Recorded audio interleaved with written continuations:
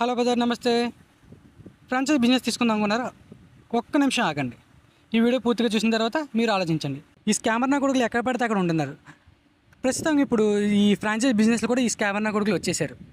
ఎందుకు చెప్తున్నానంటే, నేను ఎప్పటి నుంచో బిజినెస్ చేద్దాం అనుకుంటుంటే ఒకరోజు ఫేస్బుక్లో అమెజాన్ డెలివరీ హబ్ అని చెప్పేసి ఒక పోస్టర్ కనిపించిందండి. ఆ పోస్టర్ క్లిక్ చేయగానే మెసెంజర్లోకి వెళ్ళిపోయింది. మెసెంజర్కి వెళ్ళిన తర్వాత వాడు ఏం చెప్పాను, pin code, phone number, email ID అడిగాడు.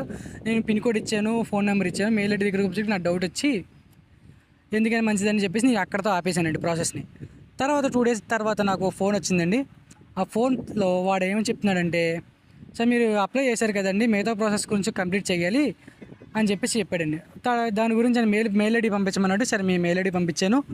మెయిల్ ఐడిలో వాడు ఒక లింక్ పంపించాడండి. ఆ లింక్ ద్వారా, ఆన్లైన్ లింక్ ద్వారా అప్లై చేయమన్నాడు. సరే చూద్దామని చెప్పేసి లింక్ అప్లై చేసిన తర్వాత వాడు ఏం చెప్పాడంటే, సార్ రిజిస్ట్రేషన్ కోసం, పిన్ కోడ్ రిజిస్ట్రేషన్ కోసం 15,000 రూపాయలు పే చేయాలండి అని చెప్పాడండి. నాకు అక్కడే డౌట్ వచ్చింది సార్. కానీ నేను ఏం చేశానంటే, సార్ మీరు 15,000 రూపాయలు కడతానండి, కానీ నాకు మీ ఆఫీస్కి వచ్చి విజిట్ అయ్యి నేను క్లారిటీ వచ్చిన తర్వాత నేను కడతానని పే చేస్తానని చెప్పాను. అయితే వాడు ఏమన్నానంటే, సార్ అలా కాదు సార్, రిజిస్ట్రేషన్ అవ్వకుండా మాత్రం ఇక్కడ విజిట్ అవ్వడానికి కుదరదు సార్.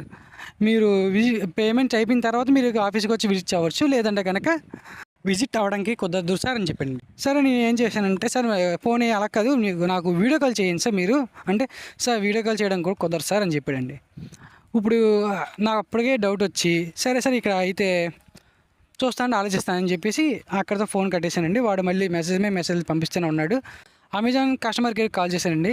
అమెజాన్ కస్టమర్ కేర్లో ఎటువంటి నాకు ఇన్ఫర్మేషన్ దొరకలేదు. వాళ్ళు మాకు తెలియదు అని చెప్పారండి ఇలాంటి వాటి గురించి. అయితే అమెజాన్ వెబ్సైట్లోకి వెళ్ళి చెక్ చేస్తే ఎక్కడ 15,000 రూపాయలు పే చేయాలని చెప్పేసి కానీ ఎక్కడ లేదండి. నేనేం చేశానంటే, వాడిని అడిగితే సార్ మీ ఇష్టమైతే కట్టడం లేదా లేదని చెప్పాడు. ఈ విధంగా నన్ను మోసం చేద్దామని ట్రై చేశాడండి. కానీ అంతకుముందు ఎక్స్పీరియన్స్ ఉండడం వల్ల నాకు ఈ స్కామ్ని నేను బయటపడగలిగాను.